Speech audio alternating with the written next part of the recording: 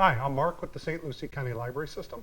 And I'm Eric with the St. Lucie County Communications Division, and this is another Monday Music Minute. But before we get into it, I want to introduce our another special guest, Sean Boyle with the Children's Services Council of St. Lucie County. So Mark, why don't you kick us off with this week's Monday Music Minute, which is brought to you by the St. Lucie County Library System. Each week we'll tell you about our favorite finds on Freegal, brought to you by the St. Lucie County Library System, as Eric mentioned. This week I'm selecting one of my favorite indie rock bands from Minneapolis, Minnesota, Soul Asylum's 1992 release, Grave Dancers Union. This was their sixth album release. Before that, nobody had really heard of them except for the college rock circuit, where they had earned quite the reputation. Things radically changed for them when a little band called Nirvana released Nevermind and changed the music and MTV scene forever. The album was radio and MTV Video Gold with 3 songs that were in heavy, heavy rotation: Runaway Train, Black Gold, and Somebody to Shove.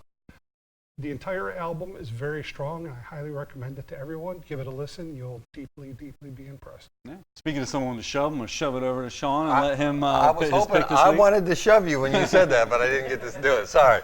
So I'm bringing, and their whole collection is available on Freegal. I saw this band live a few months ago, and I was so impressed with their energy and just such a good time, fun time, and I thought it'd be perfect for the summer, and that's the band Pepper.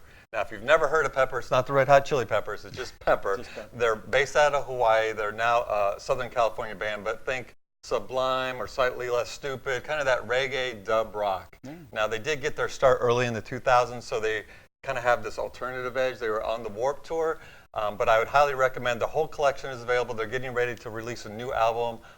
The first song that's going to be released, Warning, is also already available on Freegal.